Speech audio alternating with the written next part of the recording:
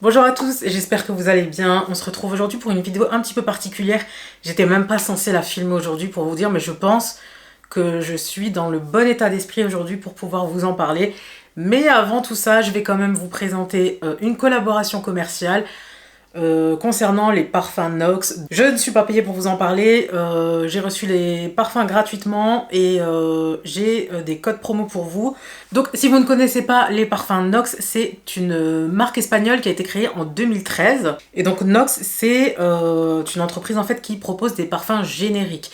C'est-à-dire que chaque parfum est une inspiration, c'est-à-dire pas totalement le dupe, mais en tout cas une forte inspiration de parfums existants. Nox ne propose pas uniquement des parfums, il propose également des parfums d'ambiance pour l'intérieur, pour les voitures, des petits cadeaux, des petits coffrets cadeaux avec des petits bijoux, etc. Donc c'est très intéressant et je trouve que les prix sont vachement raisonnables. Moi je vous en avais déjà parlé dans un précédent vlog et c'était pas un partenariat d'ailleurs et je vous mettrai le lien ici ou ici. Et j'avais énormément aimé les parfums, franchement je trouve que la qualité elle est ouf et... Et des fois j'en mets, et j'en mets trop, et je me rends pas compte qu'en fait le parfum est très fort et qui tient super bien. Donc pour ma part, j'ai reçu 3 grands formats, alors je vais vous le montrer. J'ai reçu le 404, j'ai reçu le 146 et j'ai reçu le 25-52. J'ai également eu un petit format du 25-49. Alors celui-là vraiment je pense que je l'aurais jamais pris. Mais du coup un gros coup de cœur, ils sont super bons. Je vais quand même vous les décrire un petit peu. Le 404 en fait c'est une inspiration du parfum Hypnotique Poison de Dior. Alors pour les équivalences, je vous mettrai un lien en barre d'infos pour avoir la liste des équivalences. Parce que pour des raisons légales, en fait, on ne peut plus trouver en fait, les correspondances en mettant le nom du parfum. Donc je vous mettrai en fait le fichier en barre d'infos avec tous les liens, tous les codes promo, etc. Donc le 404, c'est un parfum plutôt ambré, vanillé, qui est très prononcé. Il a une odeur super sensuelle. Moi, je vous conseille plutôt de le porter en soirée, si vous allez au restaurant, etc. Parce que c'est vraiment un parfum qui est envoûtant. Pour les notes olfactives, on a en note de tête, je crois, abricot, prune, noix de coco. En note de tête, on a du jasmin, de la tubéreuse, je crois, il y a aussi attendez, du muguet. Et en note de fond, on est sur du bois de santal, de l'amande et de la vanille et du musc. Donc c'est vraiment un parfum très chaud, très enveloppant. Donc je l'aime beaucoup. Moi je me suis déjà parfumée, mais franchement ils sont super bons et l'équivalent c'est quand même pas mal. Alors je vous dirais pas que ça se rapproche à 100%, mais c'est vraiment une bonne inspiration et franchement la qualité du parfum est dingue. Et je dis pas ça parce que c'est un partenariat, puisque je vous en avais déjà parlé avant. Pour le 25-52, alors celui-ci c'est une inspiration de La Vie est Belle Vanille Nude. Et en fait c'est un gros coup de cœur. Moi j'aimais beaucoup les parfums La Vie est Belle il y a... Attends, en 2018 c'était à combien de temps? Bon bref, je suis nulle en calcul. Mais genre, je les mettais beaucoup. J'avais flashé sur La Vie est Belle je crois que c'était La Vie est Belle en rose. Il était magnifique celui-là pour le mois de février. Franchement il était tellement bien.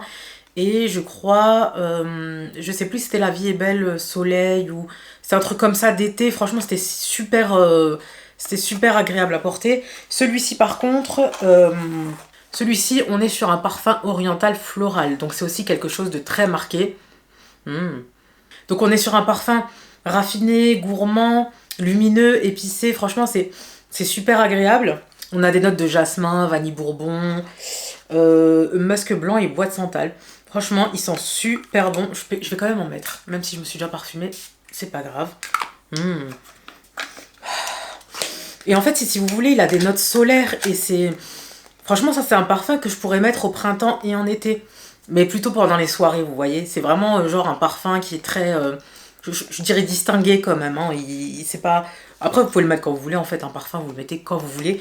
Mais du coup, celui-là, il est vraiment... Je trouve vraiment qu'il a des notes d'été de... Je sais pas, ce qui fait que ça sent un peu les vacances. Voilà. Donc si jamais le 25-52, il sent super bon, je vous invite à regarder sur le site. Et pour finir, on a le 146. Le 146 qui est une inspiration du 1 Million de Paco Rabanne pour homme. Donc celui-là, je l'ai pris pour voir vraiment, parce que j'avais l'habitude de sentir le 1 Million. Et là pour le coup, ça sent... Je l'ai mal fermé. Du coup, ça a pchité dans le bouchon. Je l'ai mal fermé, ça a pchité dans le bouchon, mais il sent super fort. Donc là, on est plutôt sur un floral boisé, assez épicé. Il est quand même frais, hein. Ouais, il est frais parce qu'il y a en note de tête, il y a de la mandarine, du pamplemousse et de la menthe. Donc c'est quelque chose vraiment de fresh to fresh. Et moi, je vais l'offrir à mon neveu parce qu'il aime bien ce type de parfum. Et il sent super bon. Franchement, il est pas mal. Donc ça, c'est un 50 ml, franchement, et il y en a pour un bout de temps. Et franchement, pour la correspondance, on n'est pas à 100%, mais on est vraiment pas mal.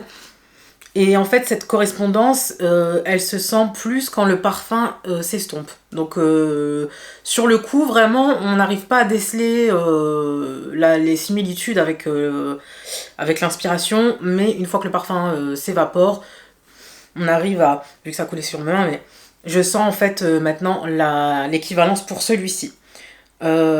Concernant le petit format que j'ai reçu, c'est le 25-49. Le 25-49, c'était quoi? Le 25-49, c'est la Bomba de Carolina Herrera. C'est vraiment un parfum vers lequel je ne me serais absolument pas tournée. Et en fait, ce parfum-là, c'est vraiment aussi un parfum qui est floral et oriental. Très prononcé, il tient super bien. Et franchement, on a des notes plutôt intenses, comme d'habitude sensuelles, fruitées, chaleureux. Mais en note de tête, si vous voulez, c'est vraiment, vraiment original, parce que c'est des notes de tête de fruits du dragon. Vraiment le truc que je m'imaginais même pas. Mais c'est vrai que c'est particulier. En note de cœur, on a de la pivoine rouge, et ensuite après on a de la vanille, du patchouli. Moi, je suis pas très fan du patchouli, mais là, on le sent vraiment. C'est vraiment au cœur du parfum. Je sais pas si vous voyez ce que je veux dire. Et pour emporter partout, c'est génial. On dirait un petit stylo. Franchement, c'est super bien. Et je crois qu'ils sont pas trop chers non plus. De toute façon, je vous mettrai tous les liens en barre d'infos. Si jamais du 4 au 14 février, vous avez moins de 30% automatiquement sur le site. Vous avez également 5% supplémentaires avec mon code promo. Et donc au total, en fait, ça vous fait 35% de réduction au total sur le site. Mon code c'est AMAL, donc A-M-A-L, je vous le mettrai ici de toute façon, et vous aurez également tous les liens en barre d'infos. C'est parti, on passe à la suite de la vidéo. Le sujet que j'aborde aujourd'hui, c'est un sujet pas évident pour moi, parce que c'est quelque chose que j'ai eu du mal à digérer. Pendant longtemps, j'ai cru que le problème c'était moi en fait, et puis à 38 ans, on a réussi à mettre le mot sur ce qui était là en fait depuis toujours.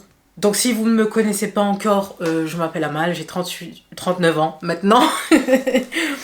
Et je suis sur YouTube en fait depuis 2012.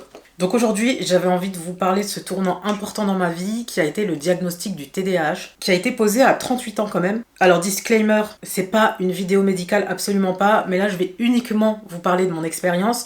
Je suis absolument pas médecin, je suis pas psychiatre.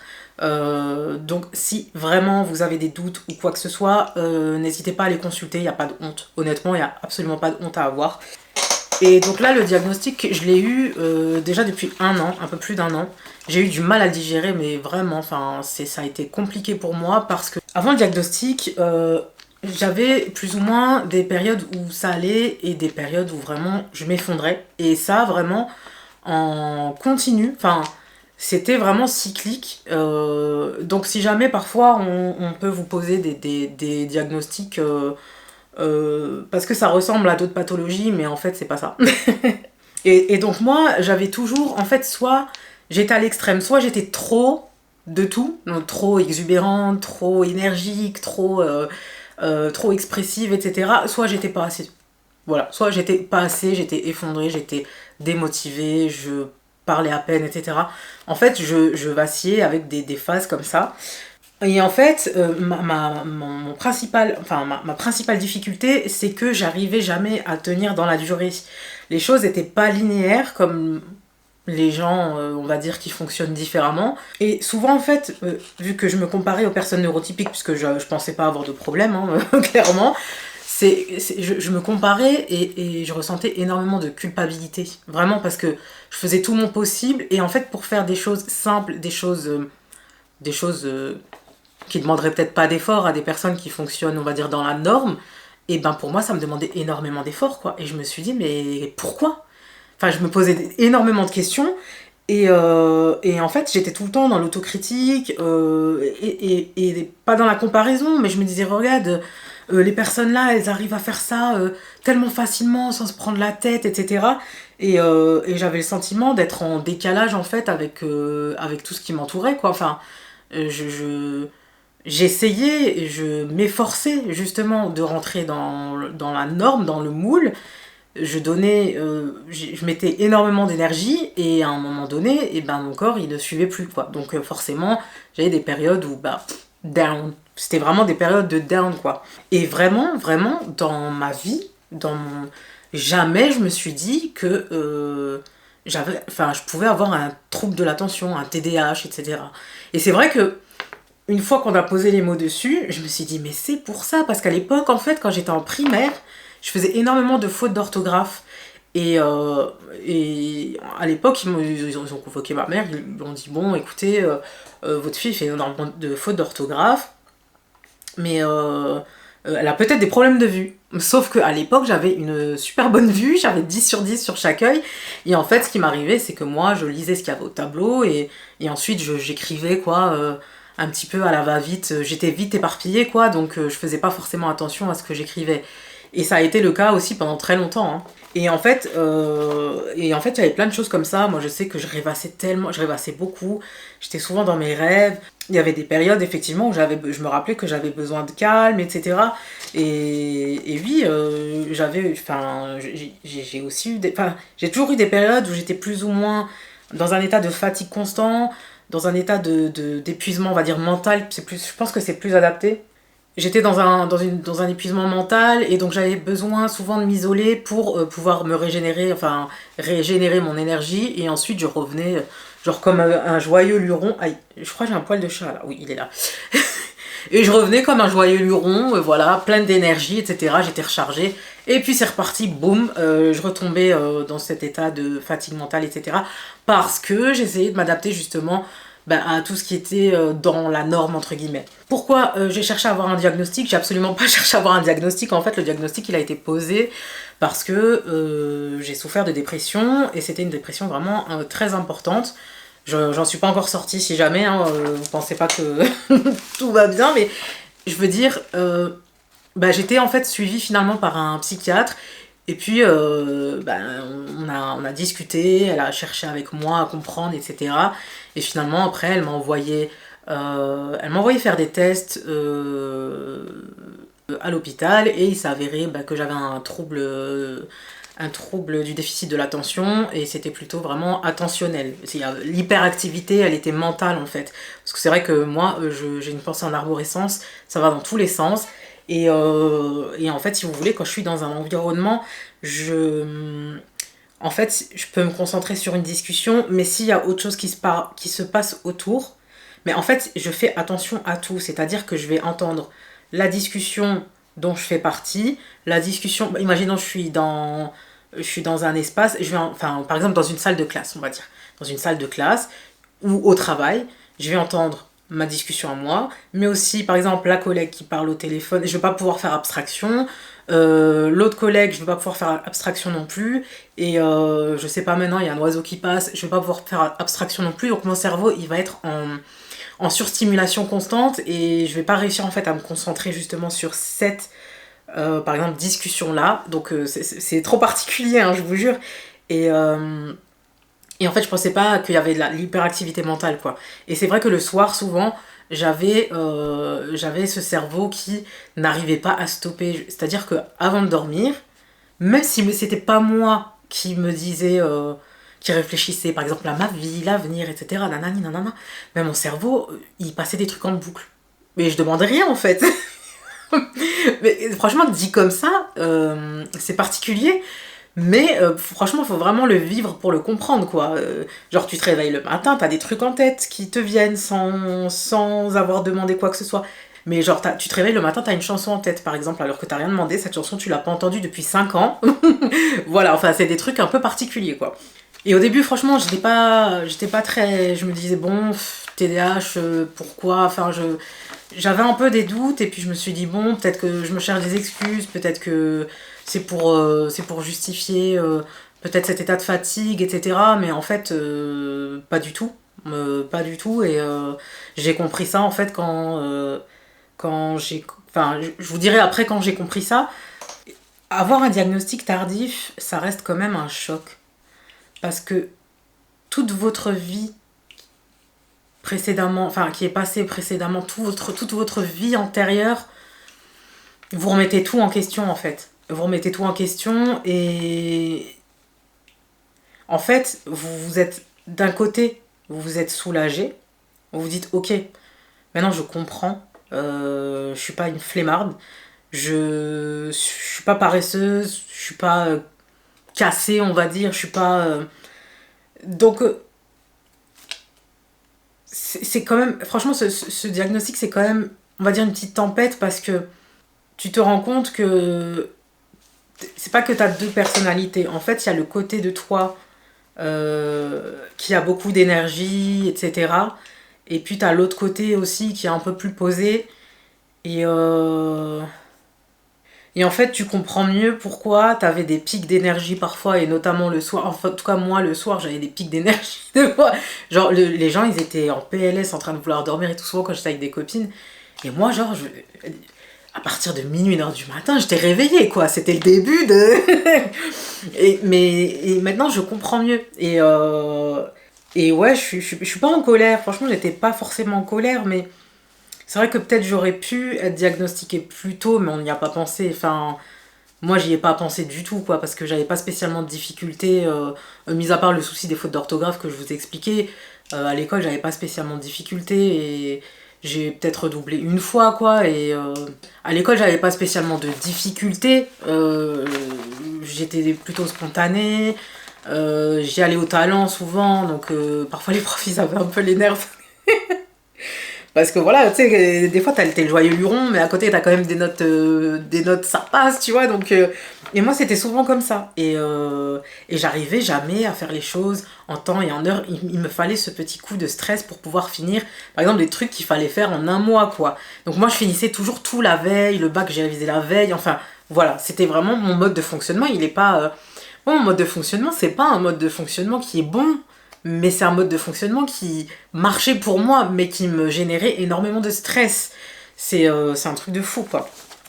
Alors, bah, on va dire, ce que le diagnostic change aujourd'hui, c'est que je suis un peu plus douce avec moi-même, ou un peu plus indulgente.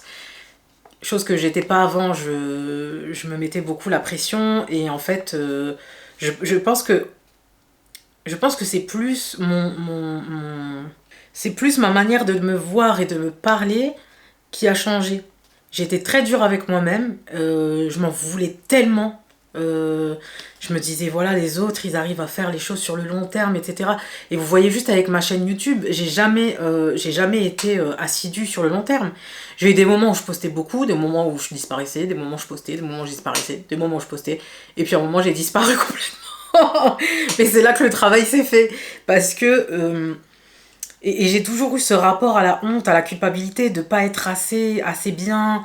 Euh, j'ai jamais, je me suis jamais dit, voilà, t'es, tu mérites, t'es bien, tu réussis, etc. J'ai toujours été très dure en fait. Et là, je pense que ce diagnostic, il m'aide à être un peu moins, à me mettre moins la pression plutôt, et à accepter que en fait je ne fonctionne pas comme tout le monde, et à essayer de chercher justement des outils pour, euh, pour m'adapter à, ben, malheureusement, enfin, normalement on n'a pas à s'adapter, mais pour m'adapter en fait, ben, à la vie, tout simplement. Ben, ce qui change pas, ben, c'est en fait moi, je reste moi-même. Voilà. Et j'ai des périodes où effectivement je suis très énergique et d'autres moins. Et je suis beaucoup plus calme par contre quand je prends le traitement, et je pense que le traitement on en parlera ensuite. Parce que ça agit vraiment sur mon hyperactivité mentale. Et au début, je m'en suis pas rendu compte, parce que c'est vrai que le parcours avec le traitement, c'est un peu particulier, on en parlera ensuite. Et puis oui, le diagnostic, ça rend pas la vie complètement magique, les difficultés, elles sont encore là. Là, je suis en liste d'attente pour des thérapies cognitives et comportementales, parce qu'il y a une liste d'attente immense. Donc, et vu que j'ai pas, en ce moment, je suis un peu dans des petites difficultés, donc j'ai pas forcément de mutuelle, etc. Donc je peux pas aller voir une psychologue comme ça, quoi. Enfin, j'ai fait une demande à l'hôpital. Et puis ça explique pas tout non plus. Le TDAH n'explique pas tout non plus. Et ça génère aussi d'autres choses à côté. Donc ça rajoute des choses à soigner également. C'est vraiment... on se rend pas compte, mais on dit oui, tout le monde est un peu TDAH, machin. Mais franchement, je vous le souhaite pas, en fait. Je vous le souhaite absolument pas, puisque c'est des années de galère. C'est des années d'adaptation. C'est des années à se mentir. C'est des années à vouloir s'adapter, à vouloir être quelqu'un d'autre. C'est des années à se battre 2 fois plus pour faire des choses que des personnes font en claquant des doigts. C'est des années, c'est des années à vouloir rentrer dans le moule. C'est des années à jouer un rôle, je sais pas si je l'ai déjà dit, mais et à pas comprendre, et à s'en vouloir, et à culpabiliser. Et ça génère en fait un sentiment tellement négatif que en fait votre morale en prend un coup aussi, quoi. C'est vraiment un truc, si j'avais pu éviter de l'avoir, franchement, je m'en serais bien passé, quoi. Mais le fait de le savoir, c'est pas genre pour le clamer haut et fort, je veux pas en faire un sujet sur ma chaîne non plus, mais c'est surtout pour, euh, pour dire que voilà, ça existe, tout le monde peut l'avoir, et c'est normal en fait d'en souffrir aussi. C'est pas une partie de cartes, hein. C'est c'est vraiment maintenant, j'ai l'impression que je dois tout recommencer.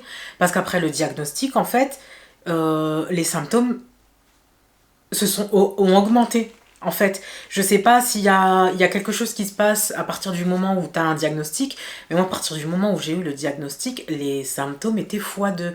En fait, c'est comme si, en fait, ton masking y tombait. Ton masque il tombait. Et tu le laissais tomber également parce que tu te disais, mais en fait, c'est ça, quoi. Et, euh, et en fait, du coup, bah, j'ai 2 fois plus d'oubli.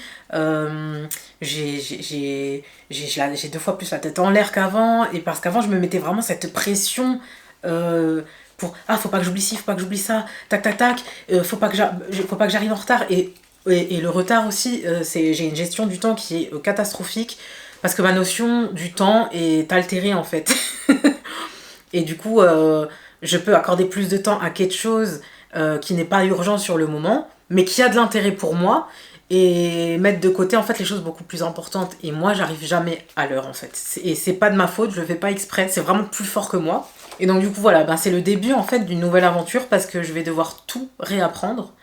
Et je pense que ça se fera pas du jour au lendemain, quoi. Donc c'est un peu dommage que le diagnostic soit tardif. Mais écoutez, vaut mieux tard que jamais. Bon, du coup, bah, ce que j'essaye en ce moment pour aller mieux, bah, en fait, bah, du coup, j'apprends chaque jour des choses, hein. J'analyse un peu plus, sans être vraiment dans le jugement, hein, parce que moi, je m'auto-juge, attention. J'essaye de changer de rythme parfois, si j'y arrive pas, j'y arrive pas. Si je vois que mon énergie est pas au top, ben, je limite un peu les choses à faire. Et il y a plein de choses que j'ai pas encore réglées. Mais du coup, moi, on m'a donné un traitement. Il y avait plusieurs. Franchement, on a essayé plusieurs traitements. J'avais essayé. J'avais essayé la Ritaline. Moi, ça n'a pas très bien fonctionné pour moi parce que ça m'a trop calmé. Et là, on est parti sur de la médicinette. Et ce qui a changé pour moi, par contre, c'est que je dors vraiment mieux. Les insomnies, franchement, on n'en parle même plus. C'est pas que ça éteint mon cerveau, mais vraiment, j'ai un apaisement avant de dormir que j'avais pas avant. Donc le traitement, il m'aide beaucoup à me concentrer, à me calmer. En fait, ça m'a calmé le cerveau. Et on va pas dire genre que je revis, que j'arrive à faire des choses, etc. Mais c'est vraiment, moi en tout cas, au niveau de l'hyperactivité mentale que je le ressens. Et après, l'expérience est différente pour tout le monde, hein. Je veux dire, et en plus, vous avez des ordonnances sécurisées, donc vous avez pas d'ordonnance comme ça, hein. Vous avez pas de prescription comme ça, donc c'est un médicament très réglementé. Et bah, du coup, on essaye parfois d'adapter les doses, etc. en fonction des périodes. Par exemple, la période prémenstruelle, elle m'a dit qu'il faut essayer d'augmenter un petit peu, parce que c'est vrai qu'il n'y a aucun... Enfin, en tout cas, moi, par exemple, avant mes règles, il n'y a plus rien qui fait effet. Donc du coup, je suis pas bien, et voilà. Il y a plein de choses à adapter. Franchement, c'est un long voyage, j'ai envie de vous dire, hein. Bon, si vous vous reconnaissez un petit peu dans cette expérience, n'hésitez pas à me le dire. En tout cas, sachez que vous n'êtes pas en retard. Moi, j'ai 39 ans aujourd'hui. Je me considère pas en retard. C'est juste qu'on a loupé des choses. Ben, c'est pas grave. Maintenant, il faut avancer. En tout cas, mettre un mot dessus, en fait, ça m'a permis en fait de pouvoir respirer, de pouvoir lâcher prise. Et vraiment ça, c'est ce qui m'a fait du bien dans ce diagnostic. Mais en tout cas, si vous avez des doutes, n'hésitez pas à consulter un psychiatre, hein. L'autodiagnostic, je sais pas si ça peut vous apporter quelque chose, mais il faut vraiment, moi je pense qu'il faut vraiment consulter pour avoir un bon diagnostic. Euh, et puis voilà pourquoi tout ce temps j'avais des phases où ça allait, des phases où ça allait moins, et des phases où j'étais productive et puis d'autres pas. Donc, euh, donc voilà, je comprends, je commence à comprendre petit à petit, j'avance petit à petit, et puis, euh, et puis, euh, et puis au moins ça permet de comprendre et comprendre c'est... Et se comprendre surtout c'est très important. Voilà. Donc voilà, cette vidéo se termine ici. J'ai essayé de partager un minimum mon expérience personnelle. J'en ai pas, peut-être pas trop dit, je sais pas. Mais en tout cas, j'espère que ça pourra aider des personnes qui sont dans le doute. Prenez soin de vous. Si vous êtes dans une phase un peu difficile, euh, ne soyez pas trop dur avec vous-même. Essayez de comprendre vraiment. Et surtout de consulter des personnes compétentes dans leur domaine pour, euh, pour avoir vos diagnostics, pour être aidé, pour avancer, etc. Ne refusez pas la main qu'on vous tend. Ça, c'est vraiment un conseil que j'ai à vous donner. Ne refusez absolument pas la main qu'on vous tend. Je sais qu'on est beaucoup à aimer s'isoler quand, par exemple, ça va pas, mais s'isoler, ça peut recharger un certain temps, mais quand ça dure trop longtemps, ça peut vous tuer, enfin, ça peut vous éteindre, quoi. Donc voilà, je vous fais en tout cas d'énormes bisous. J'espère que cette petite vidéo vous aura plu. Et puis je vous dis à très bientôt. Ciao.